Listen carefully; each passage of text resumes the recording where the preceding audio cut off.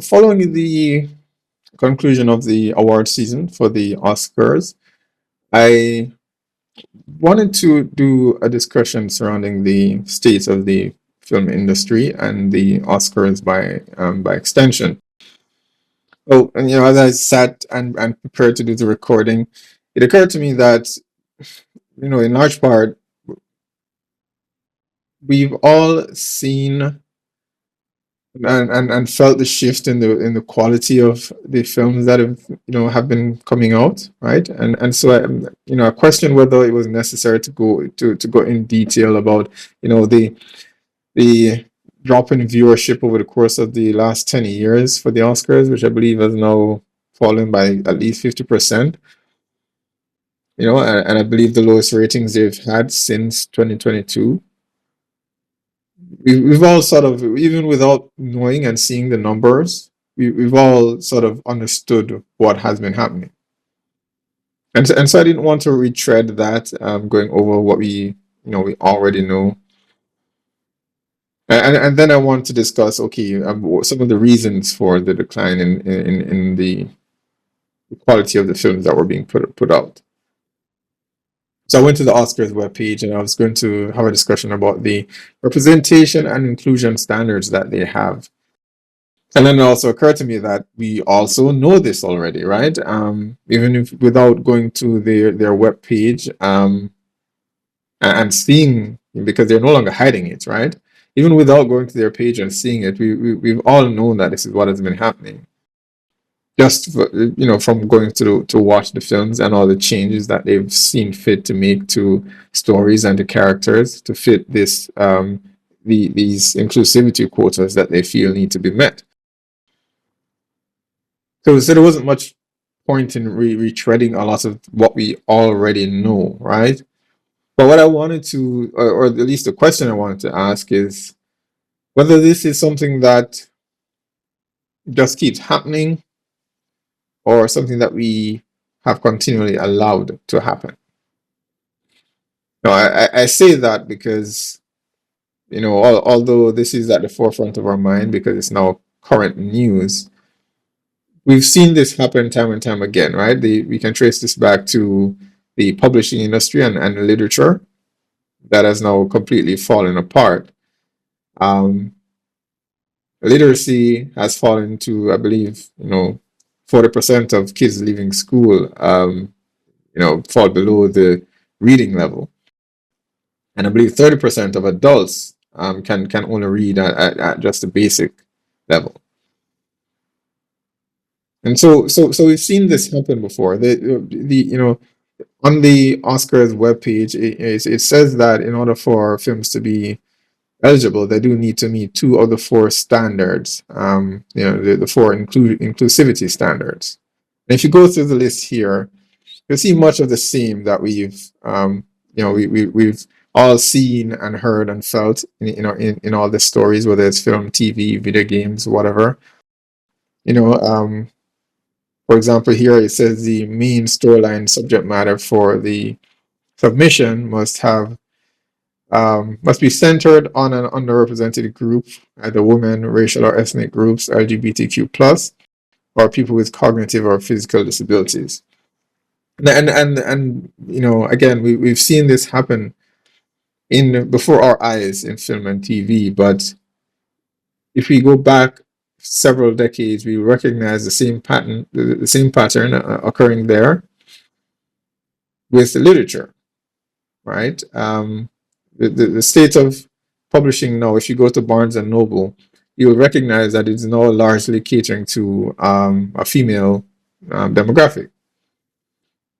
And despite the number of women reading novels going up, the literacy level has actually gone down. And we've all seen the memes about the Morning Glory milking farm that have been going around, right? And the reality is that the books that are being released are all just softcore porn for women. And that is what the publishing industry has largely become. It is just romanticization and the dramatization of every subject matter that there could be. It is now publishing for the sake of meeting quotas versus releasing quality content, because we're all trying to meet that goal of equity. We've seen it for years happening in literature, and often whenever the decline starts to happen, they try to mask the reason for it by saying it's just new technology, right? We saw it happen with literature. TVs were just taking off, and so they blamed the television and said that is the reason why literacy and reading has declined. And that is certainly a factor, right? But in large part, it suffers from the same problem film and TV now suffers, and that is the quotas that needed to be filled, where they needed women and minorities in not just in front, but also in the publishing, editing, and so on. They needed them in all areas in publishing. And with that, we've seen the decline in the quality of reading the novels that are put out. Literacy has gone down. We've seen it happen there in comics. The same mandates were set for comics as well. A lot of the characters that we know today, Jean Grey is one good example, since she's coming up in the recent, I believe, the next film that is slated to be released for the X-Men, or to tie the X-Men into the MCU.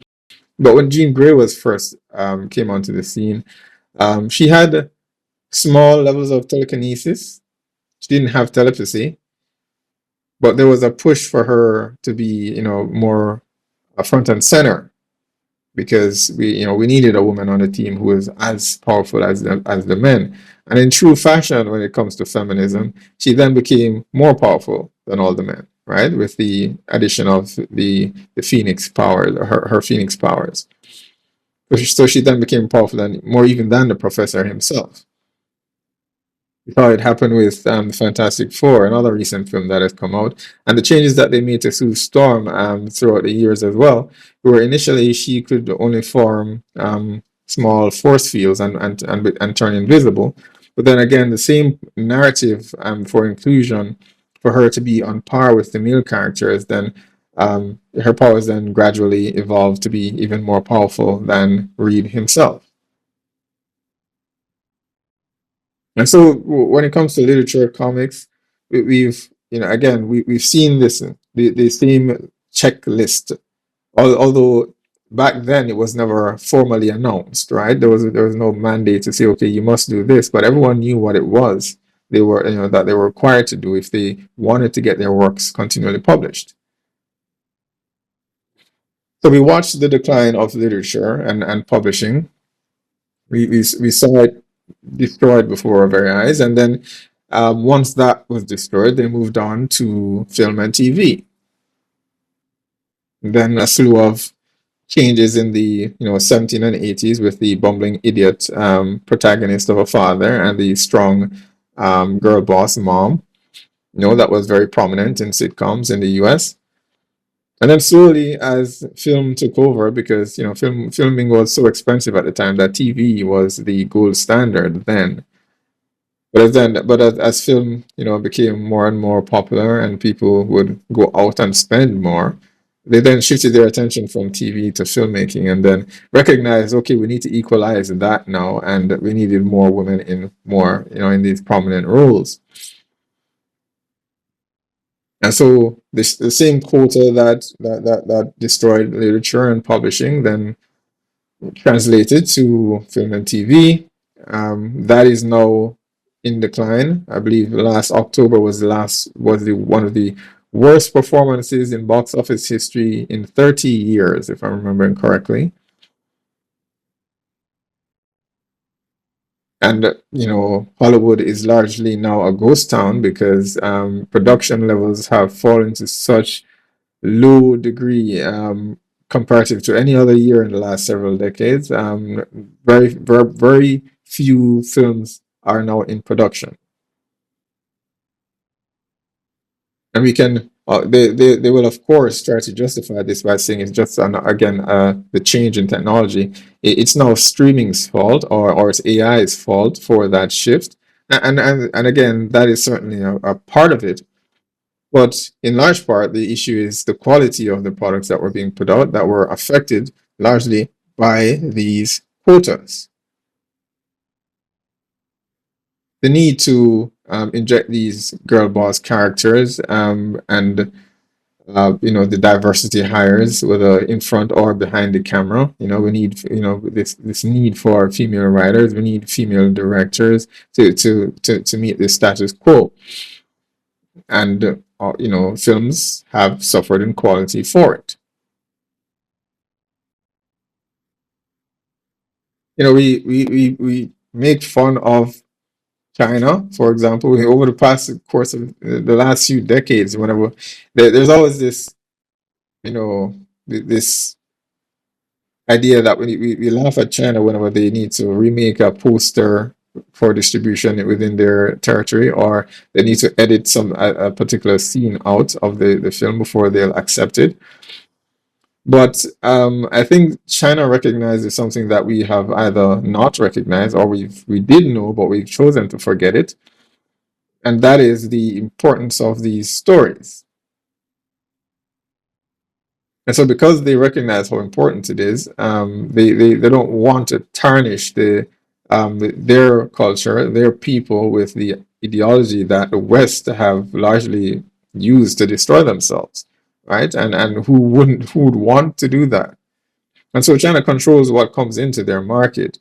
And we've seen them release, I believe Neza is the name of the film, right? A film that they've released largely only in China, and the film managed to hit $2 billion just with China's box office alone. Because they recognize that there are certain virtues and morals, to elevate in their stories, in their media, in TV, in novels, in video games. These are positive things. The West has largely forgotten that, and we've replaced it with identity politics, and trying to push this idea of equity that has just destroyed our stories. Now that we have destroyed, or we've watched the destruction of literature, we've moved on. We're watching the destruction of film and TV. We've now moved on to video games, and they have the same mandate that we see here. The almost the exact same criteria listed here.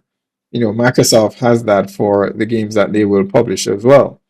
And the studios that don't have a list, even if they don't have an official list, we know that they're pushing the same ideas because we've seen the games that they've put up.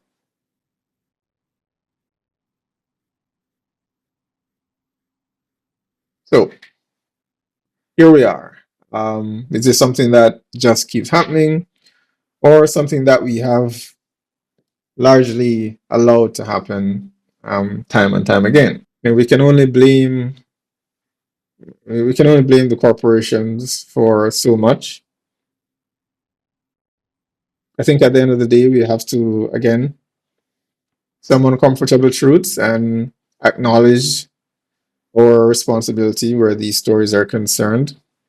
Either we're too dismissive of them. All right, one good example I like to use is the James Bond franchise, right? In 1995, I believe it was, when Judi Dench was first cast as M. And at the time, they made the same excuses that we're making now. And it's that it's not a big deal, right? It's just one small change. What will that harm? And M in the novels, in the Fleming's novels, is a man. I believe his name is Miles, Sergeant Miles. So he's a man in the novels, and when I believe it was GoldenEye, when Judi Dench appeared as M. Since then, there was no retraction. They've just continued making M a woman, even though this was just supposed to be a one-off a one-off casting. They've continued to make M a woman because you accepted it and said, this is not a big deal. I accept this change by agreeing to go and watch your film. Now, if everyone at the time had said, okay, this is a bastardization of Fleming's work, I don't want this, I'm not going to watch this, and when the film fails, The next one, you'll ensure that M is a man as he should be. Now, had that been the case, you would not fast forward 10 years and, we've all seen the memes of James Bond, Daniel Craig's Bond, on the back of a moped being driven around by a black woman. Had people rejected that change back then, you would not have gotten that scene, effectively trying to emasculate Bond as a character. I think we forget that,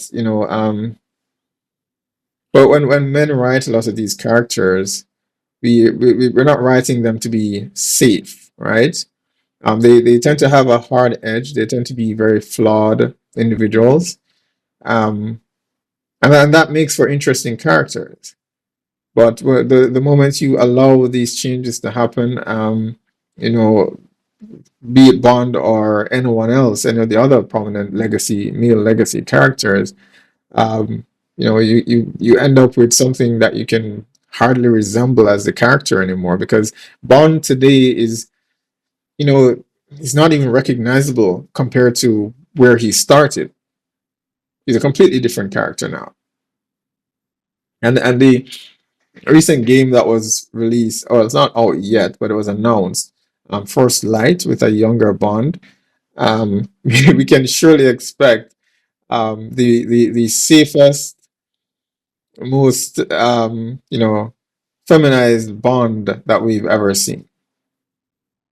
I mean, from what we've seen in the clips already, he's already taken orders from, I suppose it's the new M, an Indian woman. So again, personal responsibility. We can blame the corporations for all these things, but at a certain point, we have to acknowledge our part in continually accepting it. We have the power to vote with our wallet and to say no. But time and time again, much like the change with Judy Dench and M, too many people have just said it's not that important. I think this is an acceptable change. When deep down we know it's not, because again, we've seen this happen time and time again. So with the failure of the publishing industry and novels, with the decline of comic book sales, with the decline and destruction of film and TV, do we sit back idly and watch the same thing happen with gaming? Is the question. I've always said that gaming is just the gradual evolution from literature. So we've moved from campfire stories to theater, to film and TV, and now we've arrived at gaming, and that is just a natural evolution of storytelling. And I believe we're at the last bastion for storytelling. I think that is what gaming is today. It's the last bastion of storytelling. And the test will be whether we make whatever sacrifices we need to make now by saying no. If you include this in the game, I will not buy it because I need to safeguard this art form, and we need to treat it with the reverence that it deserves. That's the only way we can possibly save it. I think literature at this point is can recover, but that would require us to remove much of the mandates that, similar to what we're seeing with the academy here. We'll need to eliminate a lot of that from literature, in order for that to thrive. And in that way, we can get more storytellers back in, who have been pushed out, because that is largely what has happened. With these quotas in place, we have effectively cast out the people with the knowledge and experience, to tell these stories, because their views are now considered to be too archaic and out of date, and they won't fall in line with the existing mandate. And so those people end up leaving the industry. Or worse, we lose that mentor-mentee relationship where these men would have otherwise taught new and upcoming authors and artists, and pass on those lessons to them for them to create new stories. We've largely eliminated an entire generation of storytellers by pushing these inclusivity quotas. So in order for literature to recover, we'll have to remove that entirely. We'll have to acknowledge that we've lost a generation of storytellers, but it's possible for the next generation to to start telling stories, to start writing, and perhaps literature publishing can recover in that way. Film and TV, less so because the technology has now moved past it with the advent of AI, but there may be sort of an amalgamation of that we can that we can use to create a new medium of sorts. I think that is definitely possible. But gaming has not, it's still really in progress. I think that is something that we can definitely save if we work hard enough. If we, it's gatekeeping. I don't think that is the sole option, because to some extent we've already allowed a lot of corporations to buy up these major IPs, and they will market to the normies, so to speak. So gatekeeping will only do so much, right? A lot of the damage has already been done, right? Look at characters like Kratos, who is barely recognizable anymore within the last two games. The Ragnarok and the game prior to that. That is no longer Kratos. So the damage there is done to some extent. But gatekeeping is certainly a means to prevent the damage from becoming worse. But once that is accomplished, we do need to remove all these quotas to ensure that the stories that that we do tell going forward can at least be somewhat reminiscent of the games that came before them. If you care about these stories as an art form, if you wish to save them, it is on us to say no more. I will not support this. I will not spend money on this if I even witness a whiff of this inclusivity rhetoric. I would hate to see gaming fall in the same manner that Hollywood has, but I think it's very clear at this point. If you look at the Game Awards and the people that Jeff has now invited to the award show, Hollywood has now lashed itself onto gaming, and that is their next target, right? Nintendo, who for years has avoided allowing their IP to be used for filmmaking, they've now allowed films to be made. You had the Mario movie come out, and if you watch that movie, Mario as a character, his entire ideal is saving the princess. And in the Mario film, the one thing he was not allowed to do was save the princess. She had to save herself in the film. So the mandate is still the same, right? And I no doubt, I without a doubt, Zelda will do, the Zelda film will do the exact same thing. It's no longer now acceptable per this mandate. It's not acceptable for a woman to be a damsel, or for a man to save a woman. So you have you have the power still, particularly when it comes to gaming, to say, I will not support this. If you include this in gaming, I will not purchase it, and allow these studios to die. And there will be others who recognize the value of the art form, and see that there's a market for it, and they will step in. Right? We already see this happening with games coming out of Asia, whether it's Korea or Japan or China. Japan, unfortunately, to some extent, has already capitulated to the West, and they've started to amend, as I said, with Mario and Zelda, they've started to allow allow the West to influence their content, and we've seen it in anime in large part as well. But specifically for gaming, you see games like that have been announced, like Phantom Blade Zero or The Blood Message and Black Myth Wukong, that came out over a year ago. where they recognize the value in telling these traditional stories about the heroic journey. And that is what we need more of. But in order to get that back into the West, we have to make some hard choices. We have to make some sacrifices and see, you know, no more.